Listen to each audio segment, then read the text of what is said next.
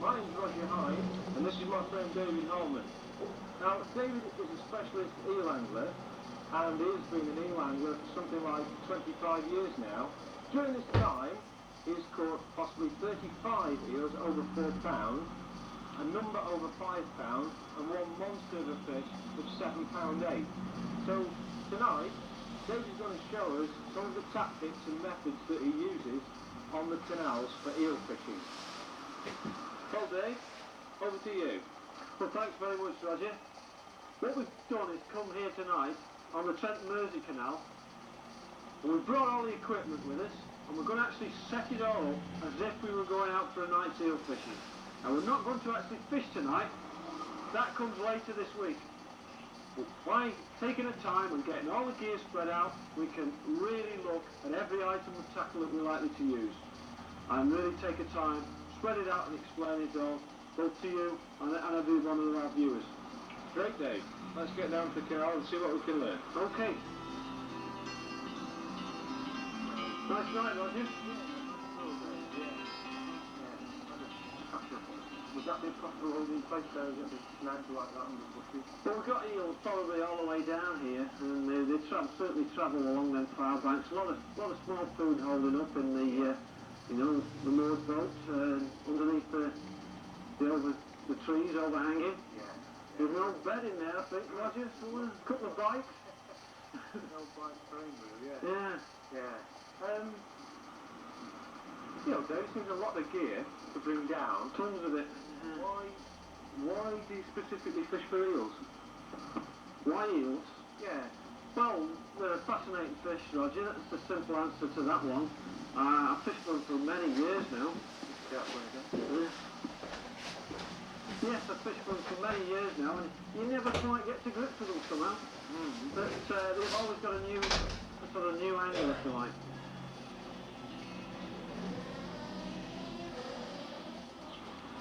Okay, Roger. Right, well, I'll show you exactly how I'd set up the equipment if I was tackling this swim today. Yeah. Or tonight. First of all, we'll have a look at the rods. Nothing too special about these. 11, 12 foot I always like. Fairly strong rods, and something like a cart rod is ideal. 1.5, 1 3/4 pound test curves. This one's a Daiwa. Seems to be anything wrong with this. That's the carbon rod, okay. This one, yes, a fairly expensive rod. Now, you don't need to certainly have carbon. I mean, the glass rods are certainly adequate. Now, even going back to the cane, cane cart rods, which, are always nice to use. Right. It seems very fine for that sort of strength. Yeah, it's quite a powerful rod, and I think it will handle most of the eels you're likely to deal with here. It's 11 foot 6. What that is in metres, Roger, I'm afraid I haven't been to school for it. just three, I think. Yeah. Wow, it's very light, that, isn't it? Lovely rod, isn't it? Yeah, very nice, very nice. Right, so that's one. The other one is, I'm not a great one for match tackle and things like this. I tend to use rods that I like, and if they're slightly different, I'll alter the well. Most people tend to go for paired rods and things like that, don't we, David? Well, you either catch fish on both rods, or you catch nothing at all. So I tend to set up things differently. It's just my particular way. That's Roger. Now the reels on them, nothing too fancy on the reel side of it.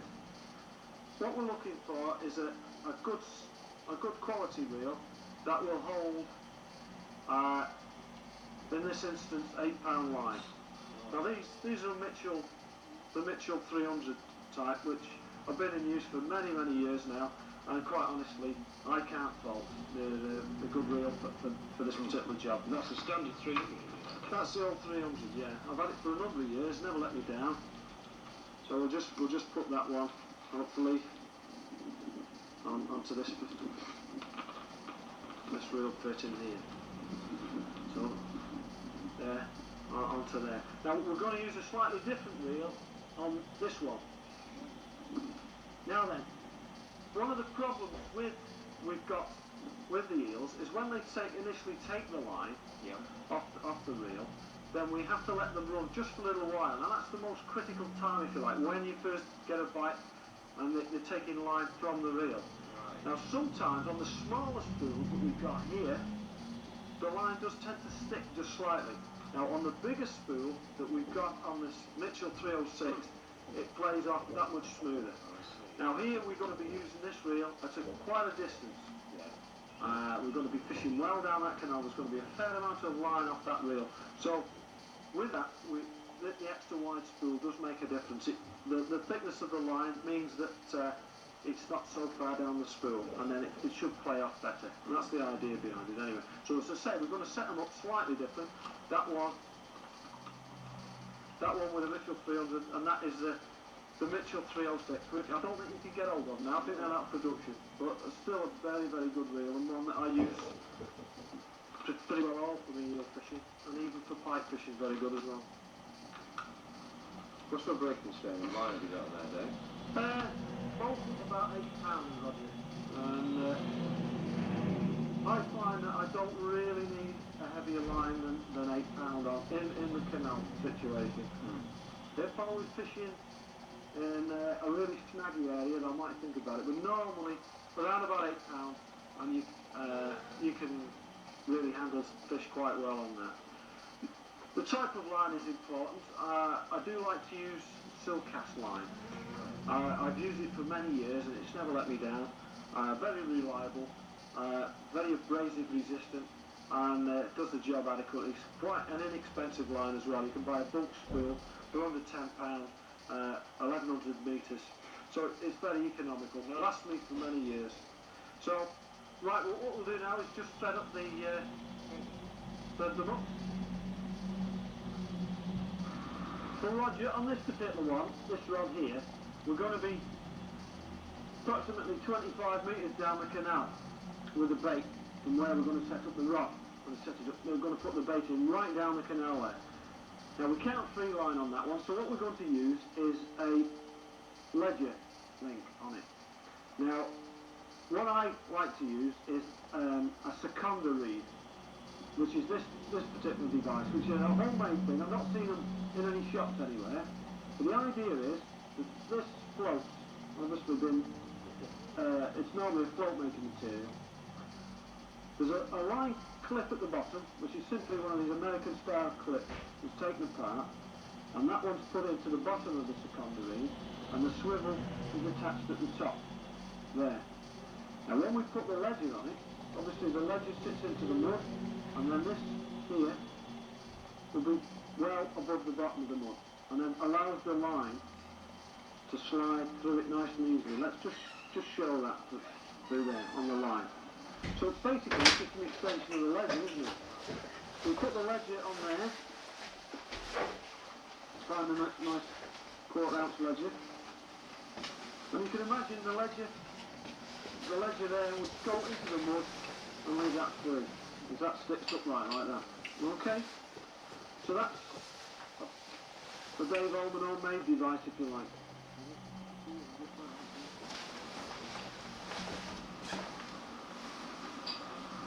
Simple enough. I've certainly been using these for years, and on the lakes, and in a lot of situations, they're a very good item of tackle. So that's the first one. Next, we put a straightforward bead onto the line,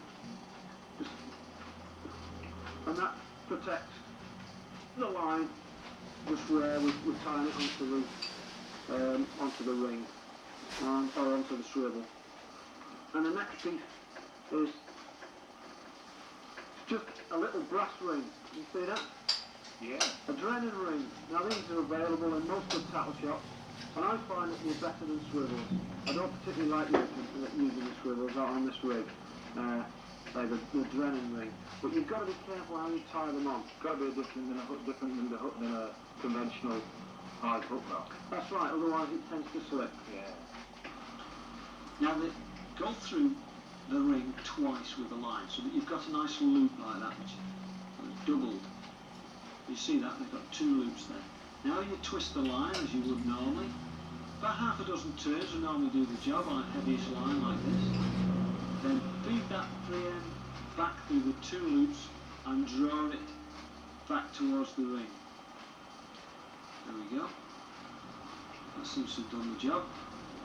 Make sure you've got a good knot and that it's not actually damaged the line close to the ring there. Wet it. The best way to do that is to just a little bit of saliva and then draw it tight. I'm going to do the other side, so we'll show you again. Twice through with the line. There we go. Once through, twice through. So we've got that loop there. Half a dozen turns, more with lighter line, less with heavier line, and then through that double loop. Wet the line, and there we've got it. Tied, really strong. We'll give it a good testing just to make sure. And trim those loose ends, not too close to the ring, to give us just a little bit of insurance. There. And that should do the job quite nicely. Now we're ready to go. Now on this other one, All we're going to do is to free line a bait. So we're going to simply put the bait up the line and then tie on the hook. Now that one will be fishing a lot closer. So there's no problem with the eel picking the bait up and it's not registering the bite straight away. So that's going to be a free line bait on that. So let's go on to actually putting the bait on the line and then tying the hook on with it. Right. Now we've got a couple of volunteers here. What we're going to do on the long range rod is to use a hool bait. And this is a very dead rope. It's been in the freezer for a long time. So what I'll do is to thread that on the line. Now we've got a straightforward baiting needle here. And in through the tail and along the fish. And out through the head. We'll get it through the mouth in a minute. Not through there. Put the line through the small eye on the baiting needle and then pull it through. Now we're going to use what to most anglers looks like a monstrous hook, and it's a size 2 Jack Hilton carp hook. Now you need a big hook with these particular baits, because one thing you don't want to do is to mask the point on the bait there. So we'll tie the hook on, similar type of knot that we've used on the Drennan ring, except it only goes through once. Well, it'll be quite okay on this one.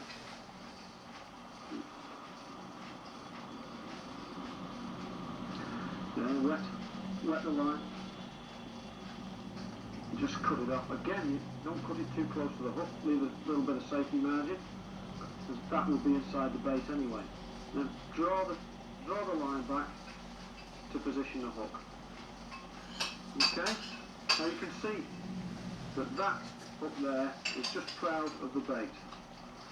So that when the eel takes, the actual hook will penetrate the eel. Now it's no good if the hook is masked against the bait like that. So it will just simply pull straight out. So that's how we'll just put that in the correct area. And that is ready to go.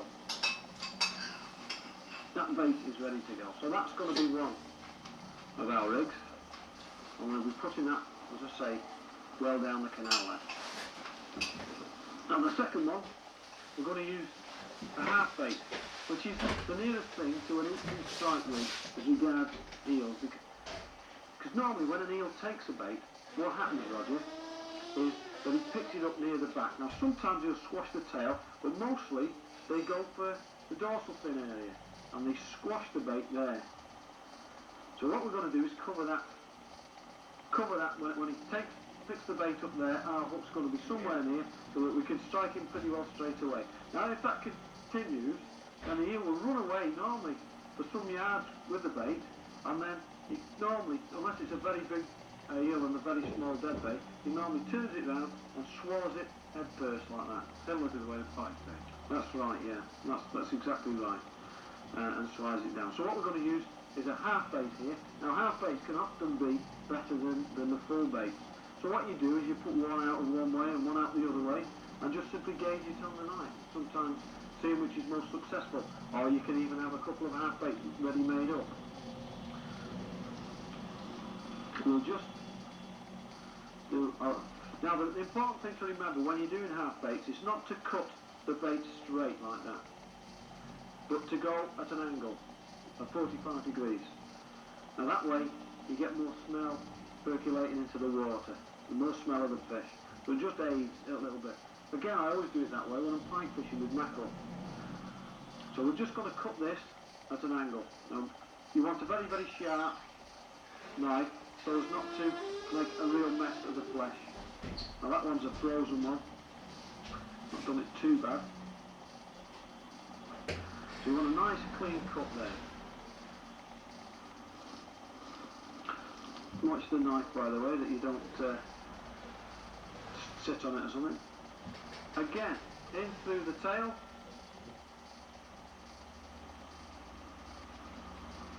When you're using half baits like this, Dave, do you cut the half baits ready before you come for a night session, or do you find that you cut them fresh during the night? This is obviously can be a bit dodgy. Yeah, we can, you can settle up during the night. It's sometimes pays to have one bait ready set up and do them, but no, the fresher the bait, the better I feel. And you cut them as you use them. Cut them as you use them. I don't even like using frozen baits. I mean, you can in fact inject them with different smells and things, but a very fresh bait, freshly killed bait, is usually better than one that's been in the fridge like on the freezer like this for some little time. You can see the tail being battered, a bit tacky, and that sometimes is enough to put a fish off. The difference between a run and not a run is sometimes very small, and it might be that a really perfect bait scored when a knocked about one, if you like, is not so good. Same again with this one, we'll draw the line through it. Now then, when you're using a half bait, it's important that you use a very big hook. Right, an Aberdeen salmon hook. Now again, look, to anybody that goes roach fishing, that's a monstrous hook, but you're going to need it in a bait like this. Very sharp, very fine wire. And what we do is we make use of that fine wire, because if we strike fairly hard, this hook will cut through the bait. And I'll show you what I mean. We'll tie the hook on.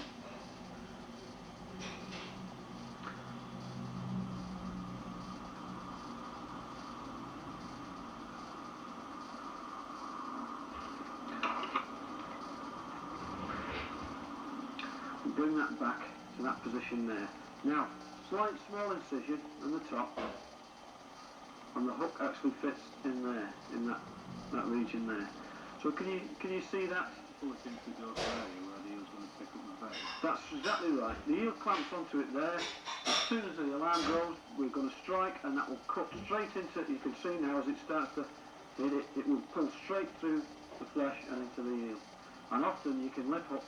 It's the only way I know of actually lip hooking eels with a dead bait is this. As soon as you pick it up, the alarm goes, you pick the rod up and strike very hard to cut through the bait and penetrate the eel. And it's amazing, you do catch, you don't get many drop runs, because obviously you're straight into the fish. It's a very effective method. With a hook of that size, a size 2 like that, and in the event of you not being able to remove this gorged eel, does its digestive juices actually get rid of that hook in a period of time? So what happens, it's all down to handling basically. If you start to, if the eel was on the end there and you start to lift the line with that hook in it, then it will do the eel a lot of internal damage, and the chances are it'll die. So you never lift it, but the moment you've got it out in the net, what you must do, if you find that the eel's deep hook, is simply cut the line as near to the mouth as you can, and don't handle it. Don't try and lift it by the line.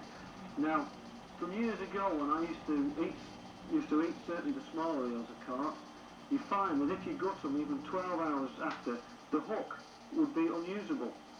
The digestive juices had worked on it that well that it used to break and snap. So I don't think it'd be too long before that hook was actually rotted away. It dissolved basically. Very strong digestive juices in the eels.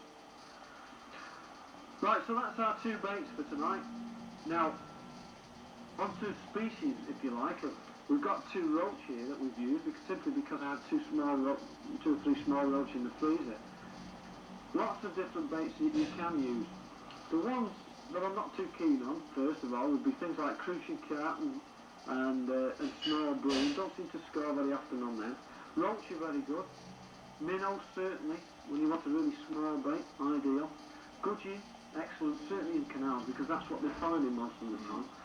And the odd one out, if you like, is a perch. Now, perch, very small perch, really do have a capacity, if you like, for catching big eels. So, go for a small perch practically every time. It's amazing the number of big eels I've caught on dead perch. Dave, what about the actual hook length?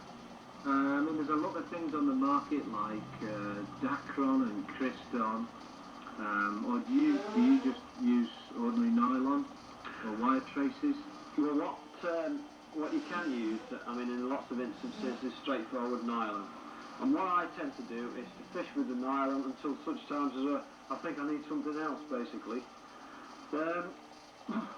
Eels can, in some areas, have a habit of biting through nylon fairly easily, and then you've got to use a wire trace material. And what happens there is that they take on a role, if you like, in the water of a major predator, and they develop, you know, quite healthy teeth, and they can simply saw through nylon without, you know, any trouble at all. So what we go for then is a light wire trace. And normally at 10 or 15 pounds, there's plenty of excellent wire trace on the market now. And this one here is a Marlin steel. I think it's about 15 pound breaking strain. A swivel on one end and the hook obviously on the other. So that's the length of the... Would you use that in canals? No, not the canal eels that I fish for, because I can honestly say on the heavier lines, the 8 pound, I've never been bitten off. It's never happened, so I've never had to use the wire. Now the problem with the wire is that quite often it's that much more springy, and he'll pick the bait up and tell there's something wrong with it and spit it out. So unless there's a need to use a wire trace, I don't use them. It's as simple as that. Now the one in... Yeah. You use that? Well, the one in the middle, this is a hook material, Criston, which is designed most for carp fishing, and this is 12 pound breaking strain. And you can see it's a lot thicker, but it's really supple, and that's where the secret of this particular material is. Also, it's very resistant to any abrasion, such as eel's teeth, that you know, when it's in the mouth. So unless you really have good dental gear, if you like, you're not going to chop through this. So this is probably a good compromise. In fact, I've started to use this type of material with great results. It's sometimes better than the straight nylon. Right, shall we have a look at the Vitaland then? Yeah, sure. Right, if we just look first of all at the optonic Vitaland, Roger, these are designed to work with some sort of indicator.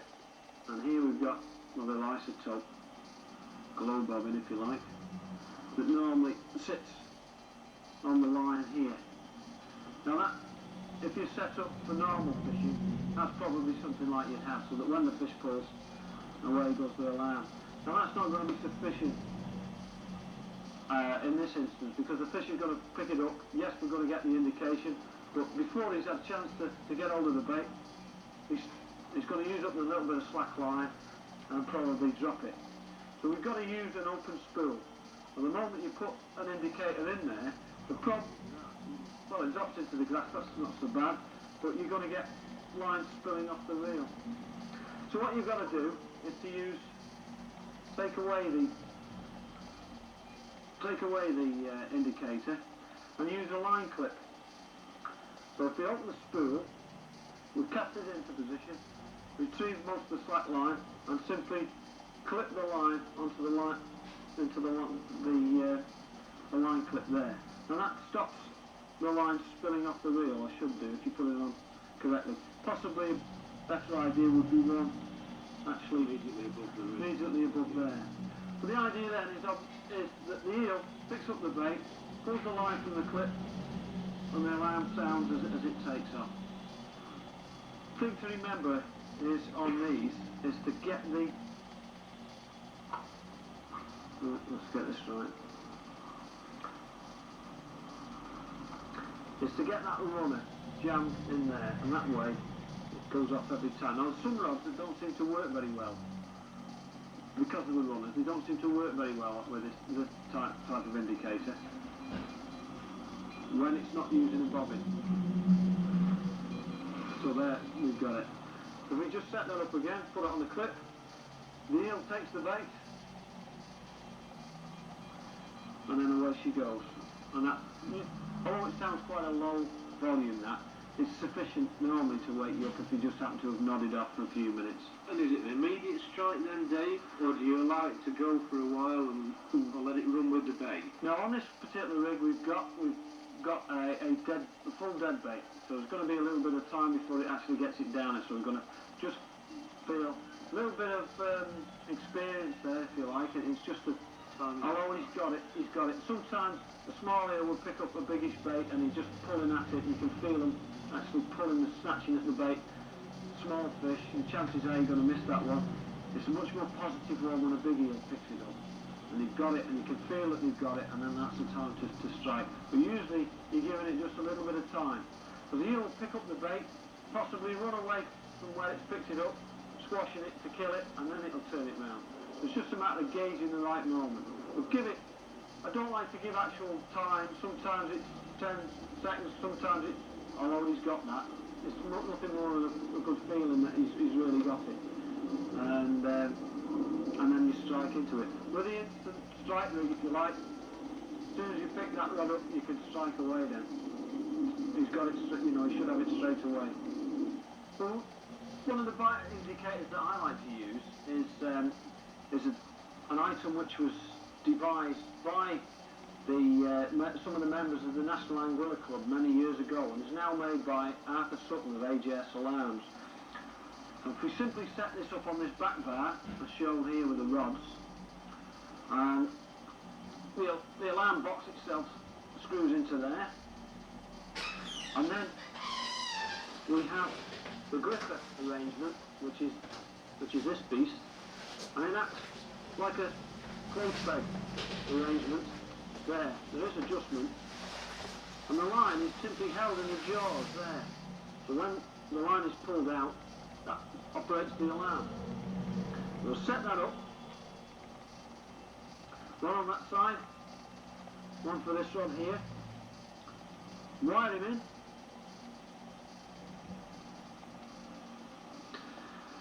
This item was purpose made for eel fishing. It also works very well for the old pike as well. But there's certainly many types of alarms that you can use. This one does the job of both indicating and also holding that line so that it doesn't spill from the spool. Especially on a night like tonight, Roger, when the wind is blowing, all them free coils would be blowing from the spool as soon as we open the bail arm like that. Now in this instance, there's the alarm operating. You simply take the line from the reel and push it into the jaws there. And that's set up. Simple. When he pulls the line, when it takes the bait and pulls the line, out it comes and away goes the alarm. And obviously it will continue to operate until such time as you take some action. Now on this at the centre of that, so we can actually turn the volume up. Yes. That's right, yeah, there's a small arrangement there where you can alter it, so it takes quite a good pull to take it out. But on here, it's just lightly held. Now on this gardener's tackle actually made me this bar to fit on the back. And as you can see the arrangement, whereby a special arrangement whereby these terry clips fit onto there.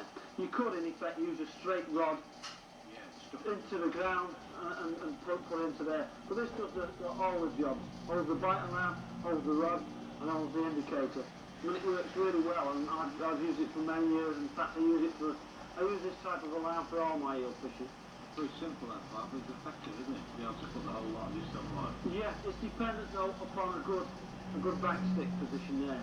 If it's a bit floppy and starts falling about, you're in trouble. But normally, we can arrange it like that. Stick that one in, and we've got 2 rods set up there. And that's what we'll do. As you can see, the line pulls free, and there's nothing else to give the eel any sort of resistance at all. So the number of drop takes we get is down to a minimum with this arrangement.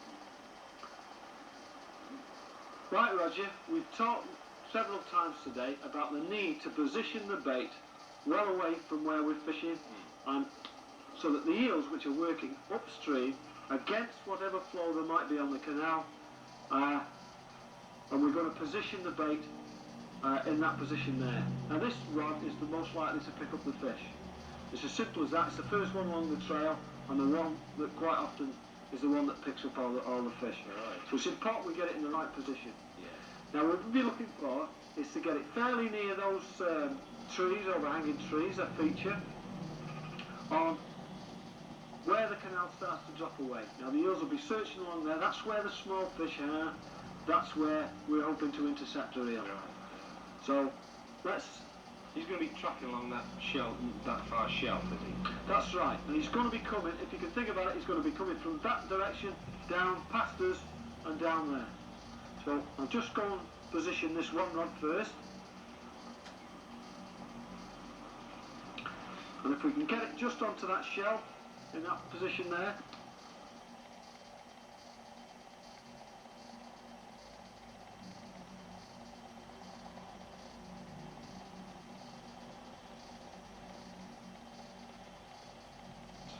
sink the line, obviously, making sure there's no weeds on it. There. Just a little bit of slack, not too much. Connecting to the bite alarm. That's one rod ready. Now where's the second one? Again, it's critical where you put this one. It's no good putting it on exactly the same line as your first rod, because hopefully we'll be looking at a different area. Now this one, we're not going to go so far down because we don't want cross lines or anything like that, so we'll probably cast it from here, and we'll be going.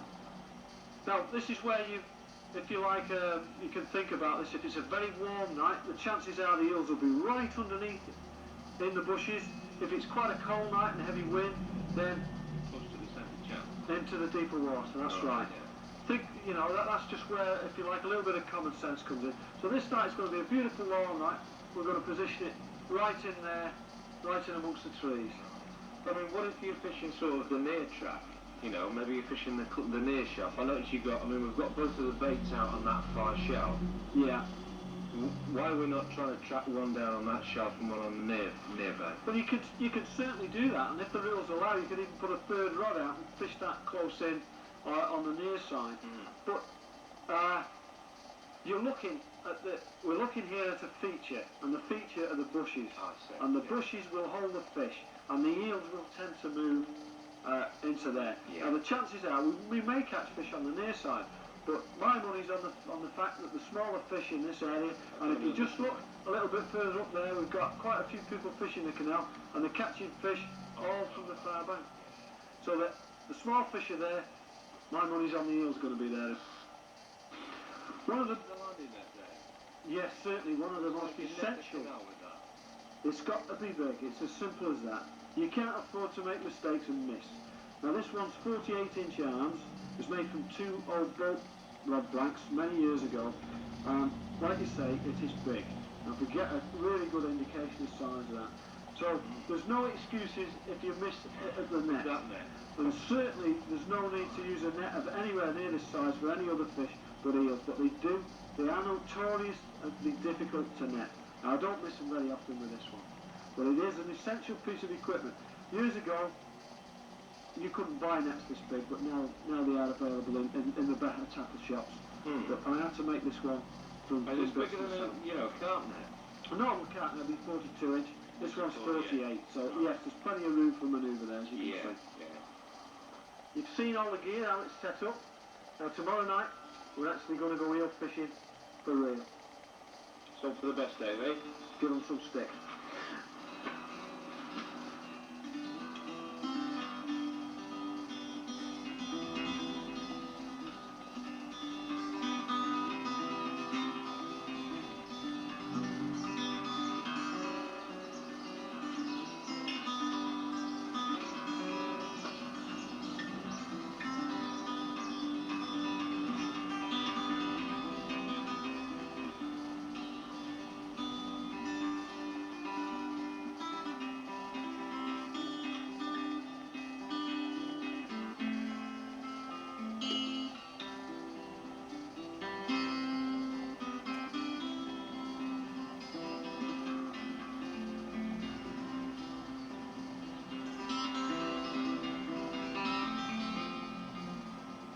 We've been to the Trent and Mersey Canal and we've seen exactly how we set up all the gear. And we've brought the wagon train, this lot, back to the Shropshire Union, and this is where we're actually going to start fishing. Now if we have a look at the water here, you'll see by the stakes we've got a lot of weed beds. Shallow water, lots of small fish. And hopefully our eels will be looking for food up against the weed beds. So that's where we're going to go tonight. We're going to fish those weed beds from a little bit further down the canal.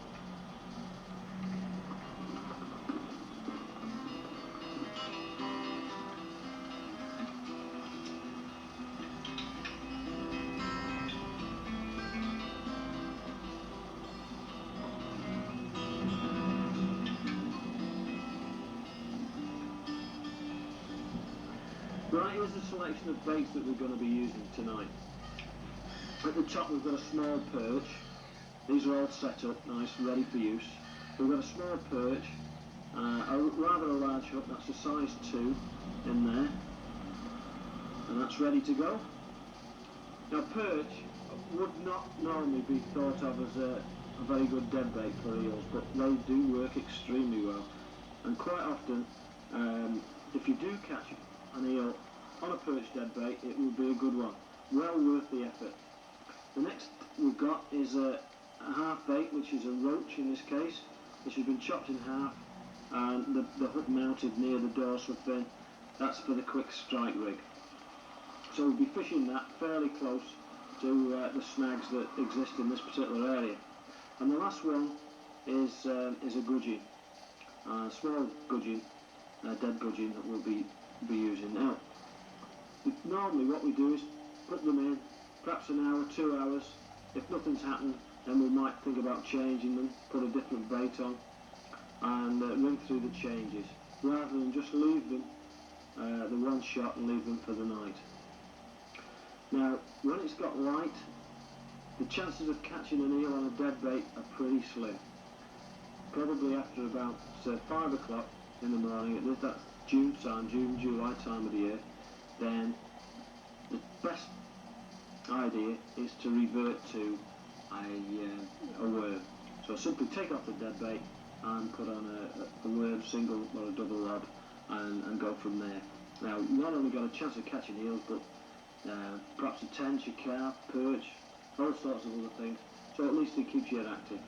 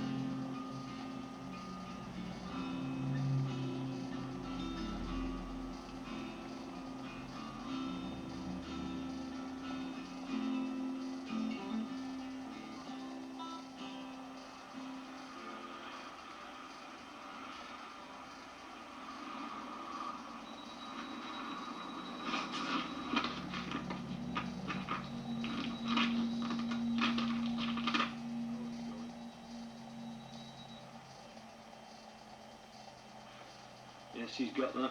He's running. Yeah.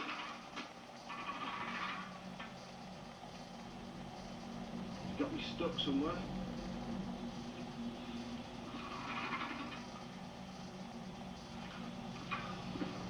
Sorry, I'm going to lose this one.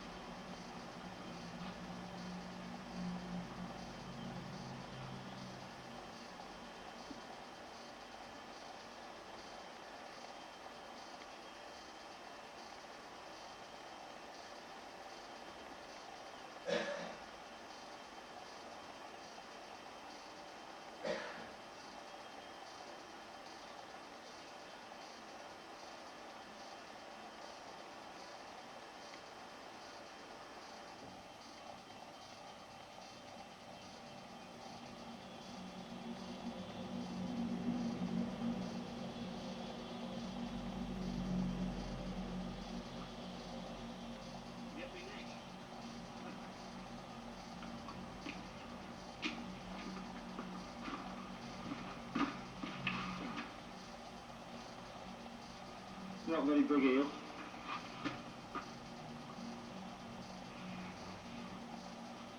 Take him easy.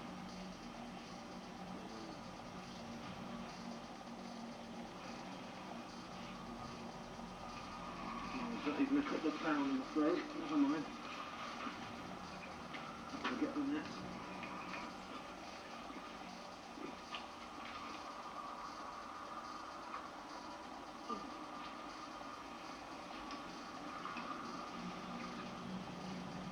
Oh well, better than nothing. Got a pound and a half, pound and 3/4.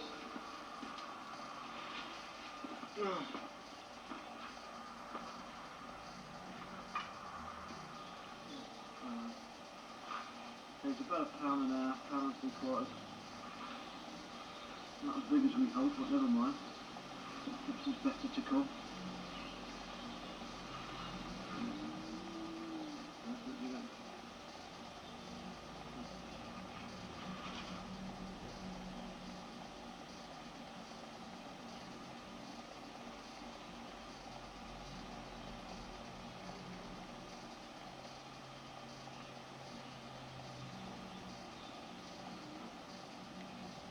That's good.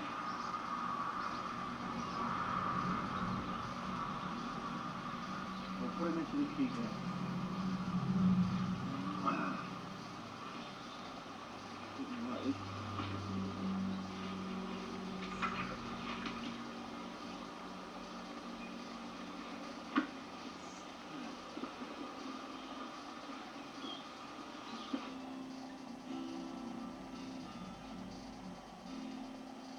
Would you believe it?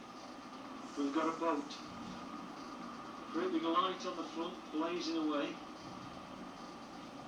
Now this doesn't happen too often, but when it does, it usually kills the sport dead for the night. So I've whipped out the rods fairly quickly, and while we watch this boating person go past. I can understand boating in the daytime with the nice scenery, but what we got to watch in the middle of the night, 12:30 it is now. What we got to watch in the middle of the night, with the great light beaming out in front of it, I just do not know. The only thing we can hope for now is that perhaps we'll get a fish or two round about when it's getting light.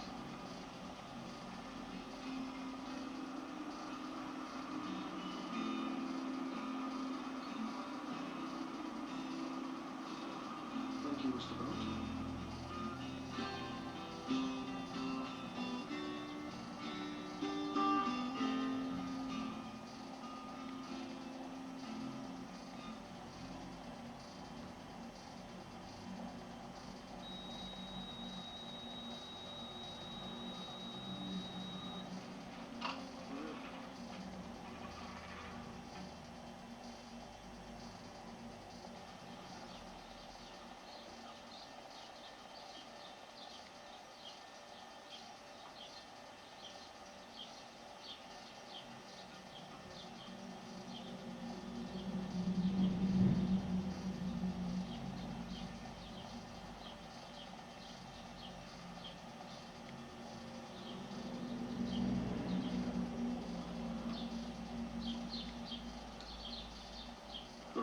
Feels like a good fish, this.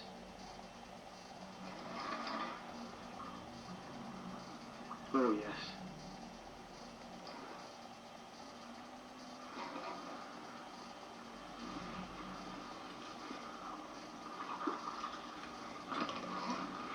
A bit too close there.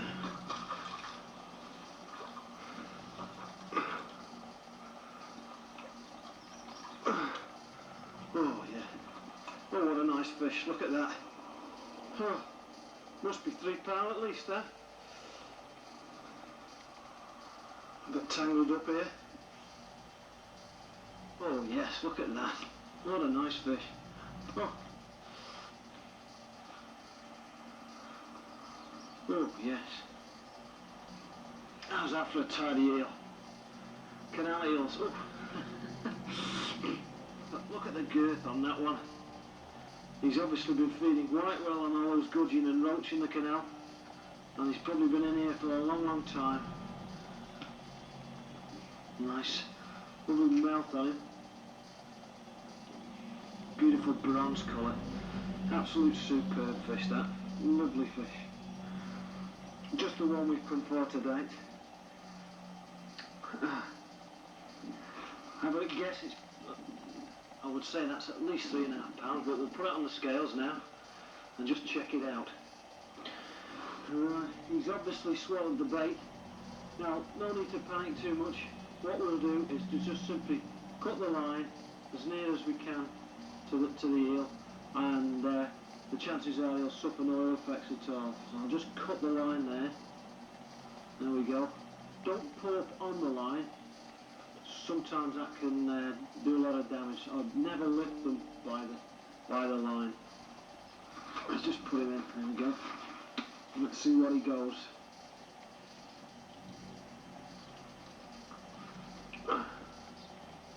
Oh yes.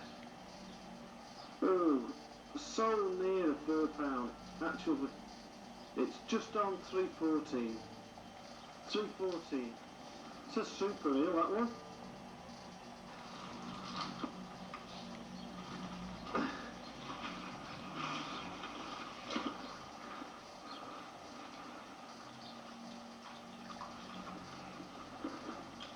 It's a good idea to keep the top well clear of the water, because sometimes it can start to clamber out, especially in the night. So keep the head well above the waterline. That is the best method of keeping the eels. Put them in the keep net rather than trying to put them in carp sacks, and usually manage to find a way out of carp sack. Just the job. Right, this is what happens to a bait after the eel's taken it. As you can see, it's really tuned up there. Also, note the marks, which we mentioned before. He's had hold of it across the back here, and he's picked it up, and he's had hold of it in that position. The flesh, you can feel, has been squashed in that position.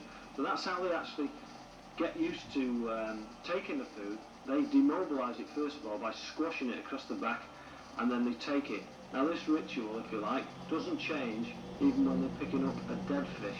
So he's taken it across the back, squashed it there, and then he's taken it head first like that down. And that was the smaller of the two eels that we caught. Right, well, we've not had a bad night at all. Only 2 eels, but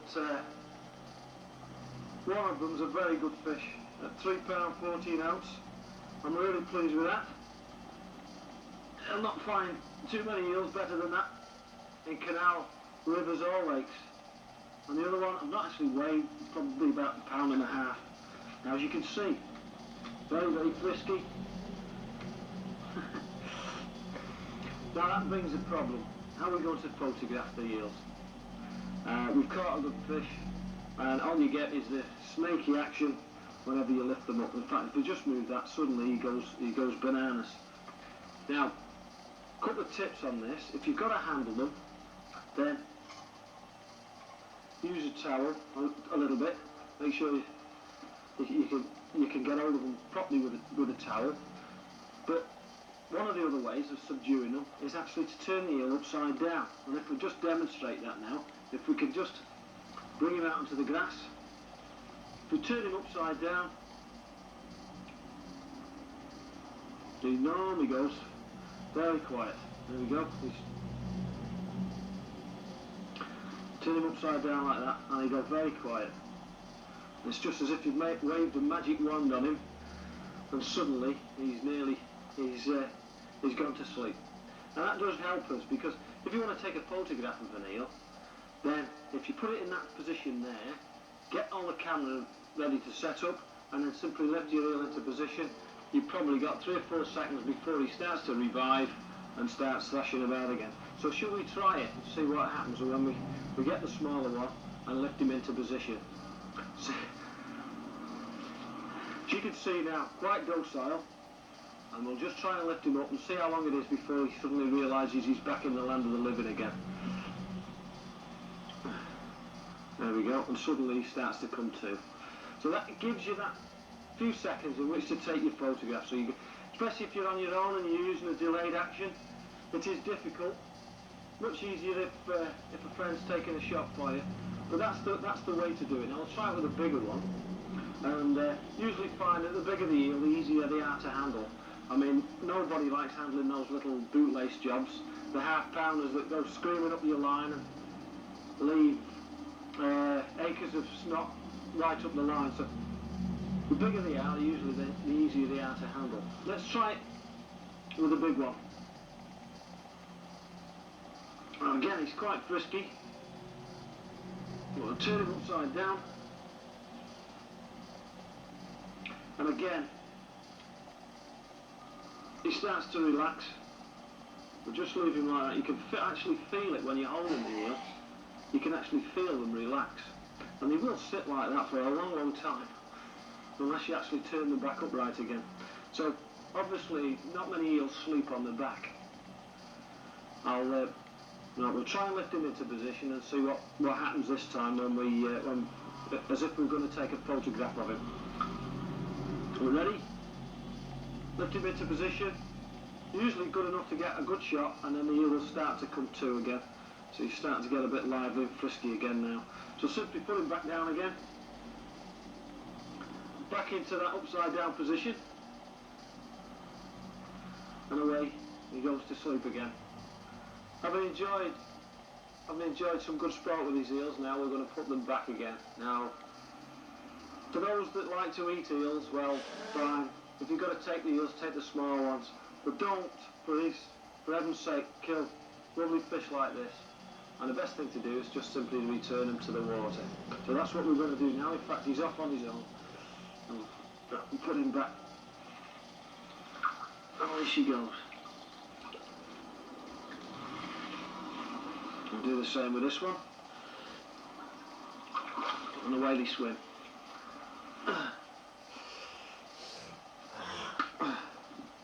Job done.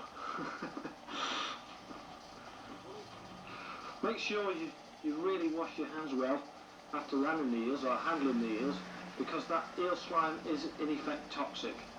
If you suffer from dermatitis or rashes, then eel slime or eel blood will certainly start it off again. So handle the eels as little as possible, both for their safety and also in this case for yours.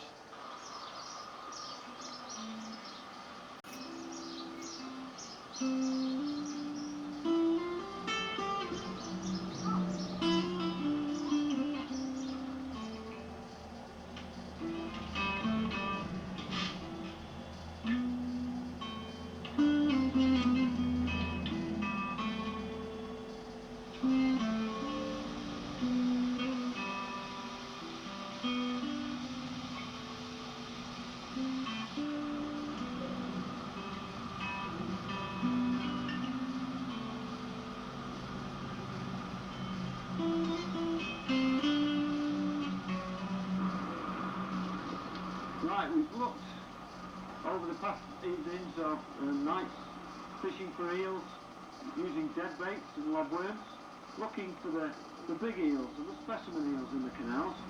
Now what we're going to look at is catching eels as a possible match weight in a match or even just pleasure fishing. Now in a canal stretch like this, there's lots of fish, roach, perch, skimmer bream, gudgeon, so you can look for those in a match, or you could go put all your eggs in one basket and go for the eels. So that's what we're going to do today. We're going to have a look at trying to catch some eels as a possible match weight. And the way we're going to do that is using a pole, maggots and casters. Just go over the rigs. Now we're going to plumb the depth.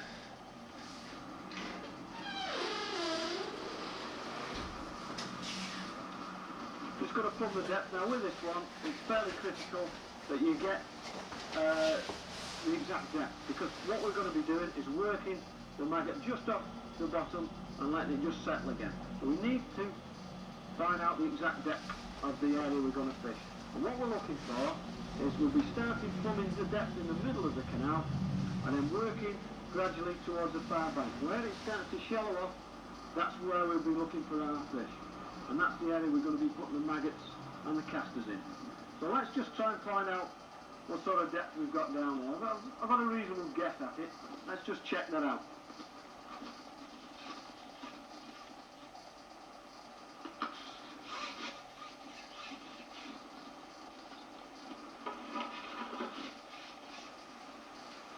So we start in the middle, in a bolt channel, and down she goes.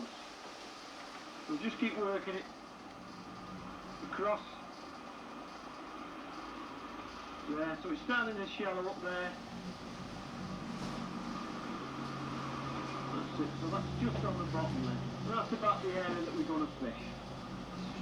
So we'll be looking at putting the maggots and the casters in round about that area there where the end of the pole is. And next job is to give them a little bit of feed. Now as we mentioned, eels do like maggots, and they will eat a lot of maggots. So for that reason, you would feed for these completely different than you would if you were fishing for roach or bream. And that is, you've got to put a lot in. Now I would give them at least 5 pouches of maggots in that area. That should get them the eels feed in there. Now one eel of about a pound will probably ship quite a lot of maggots. So put plenty in to get the eels into the area. So here goes.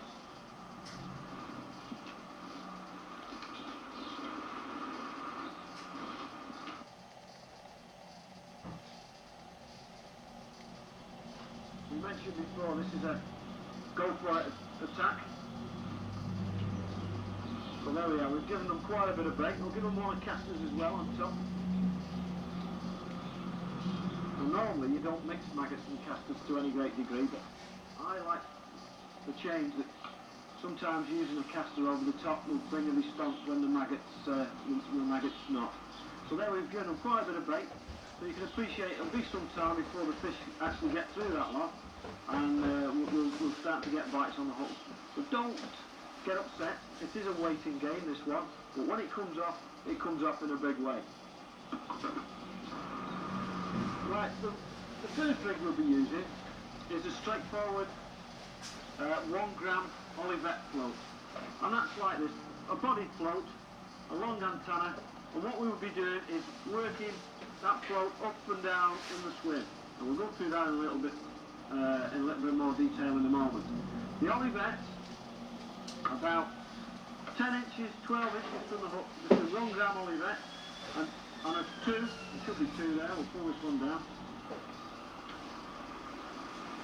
2 number 10 shots from the hook. So if you can see that there, that weight on the bottom is simply for the plummet. So there we've got the Olivet on the hook. Now this one I normally use with a maggot. So that's rig number 1.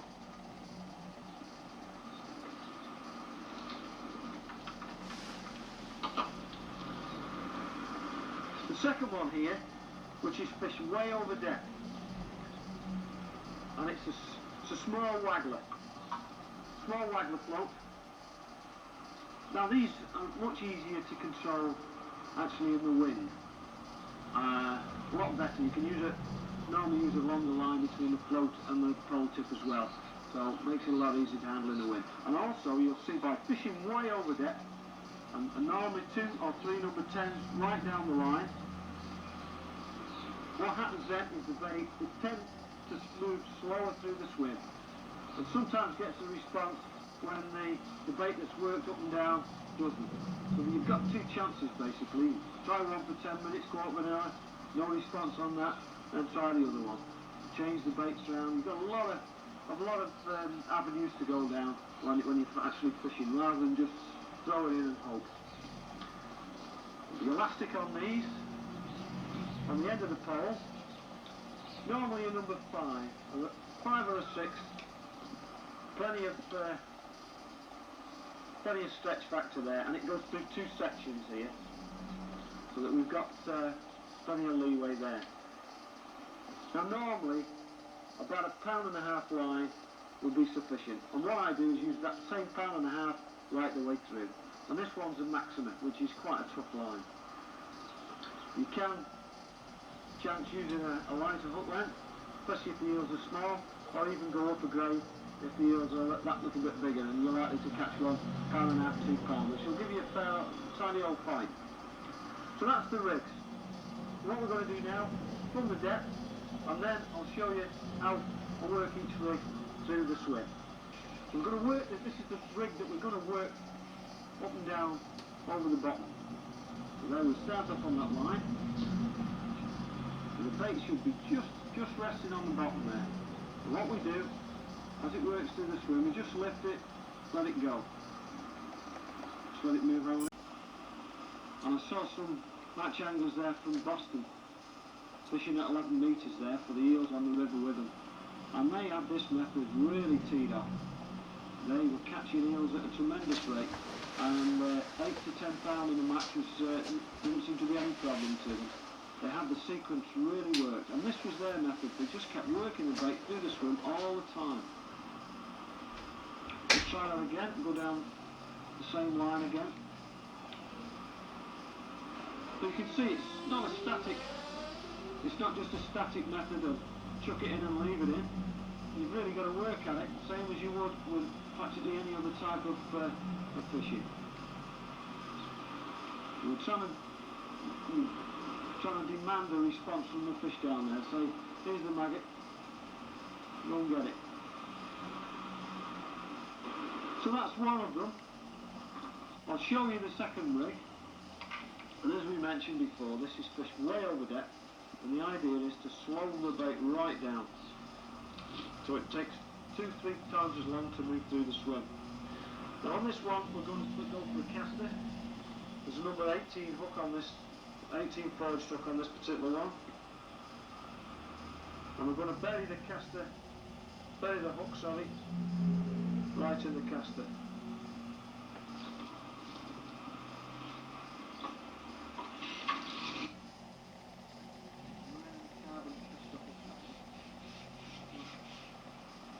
In she goes. Now the lock's opened up. There's a fair bit of water moving down here now. We need the other section on with this rig. Just the pole tip's just a little bit shorter. Moving on to the other section.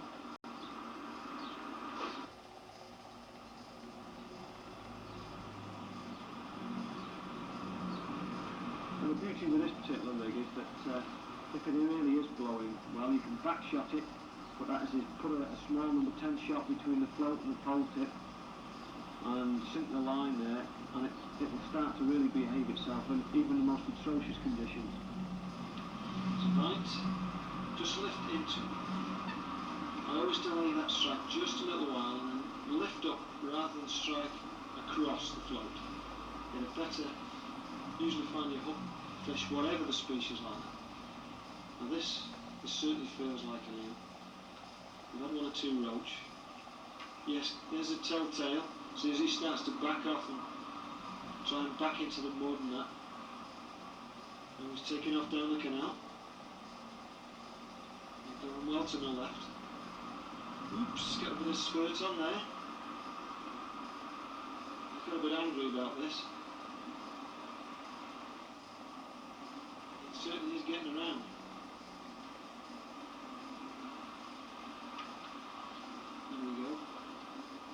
Now then, he's just tying a little bit, and we start to feed the pole at the back of us. Now, sometimes, especially with small, oh, there he is on the top.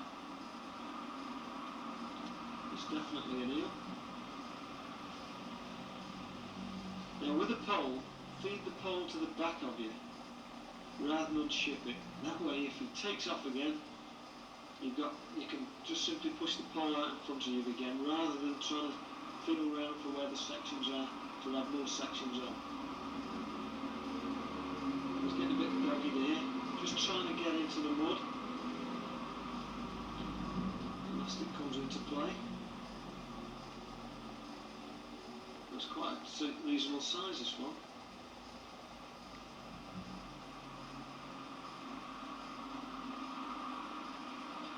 We caught a load of roach before, and now these eels have moved in. There's lots of bubbles down there, but they were a little bit towards the far bank than we've been fishing. A lot of bubbles coming up, so we put another section of pole on and moved across home. I'm getting quite tired here now. Not too far off ready for netting.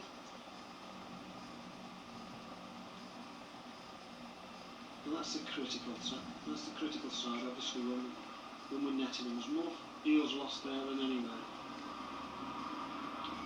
That's why we use this bigger than normal landing net. Be careful, don't stab at the fish, that'll upset him more than anything. Get it well under and try and get him from underneath. He's not quite ready yet. A little bit of patience here. There we are. Ooh, just. Bit chubby there. Sometimes they flop out. There we go. Oh, it's not a bad eel this. It's probably around about £1.5 pounds. Certainly well worth catching. And you can see me hook. You just get the forceps and take it out.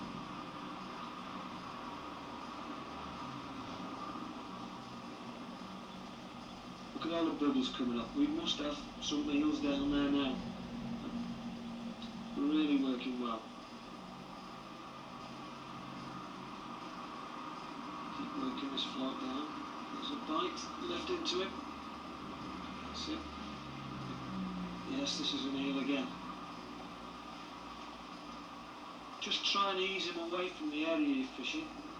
The best is if you can fight it out in the middle. You've got the deeper water there.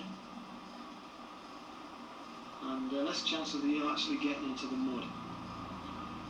Big problem sometimes is when a boat comes past at this point, and then panic stations. It's really best to try and do some, if the boat doesn't start to slow down for you, drop the tip into the water like that and pull it towards you fast, and see if you can pull the eel out of the way of the boat. But we're not doing that today. We'll lift the pole back into position again. That's the way we want to fight it, really. Try and keep the tip above the eel and have him dancing about away from where the rest of the fish are feeding, where he's not going to do too much damage. And it feels like a reasonable fish, this one. Certainly going to be over £1 pound. And again, we've caught him from fairly close to that far bank. It's probably only a foot, 14 inches deep there. Normally you'll catch him in deeper water than that, but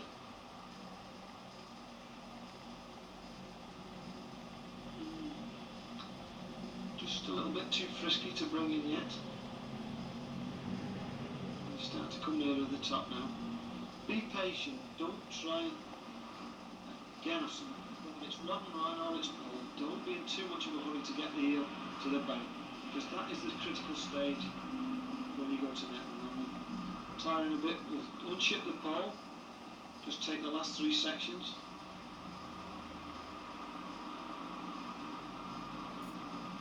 That's when it usually goes again, and we have to thrash around trying to get the rest of the pole up. I think we've got this so far so good.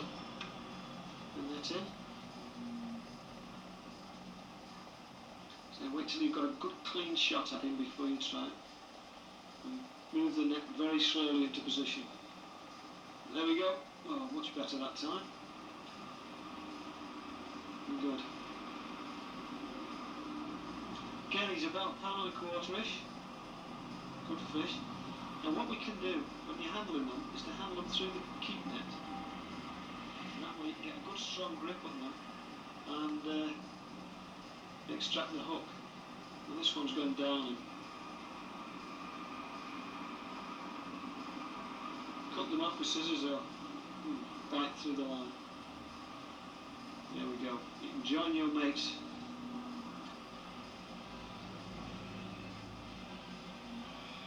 Right, there must be a few more down there. Well, as the light starts to fade now, we've been here for quite some time. We've caught quite a number of eels. In fact, I think we're up to 7 now. Best one's probably £1.5 pounds. It just gives you an idea of this type of sport that you can expect for eels. We've caught them, the big ones with the dead baits. We've caught smaller ones with the pole. We've had great sport doing it. We've had a lot of fun making this film. And it's all out for you to do. Lots of nice eels there. Some people love them, some people hate them. Smashing fish.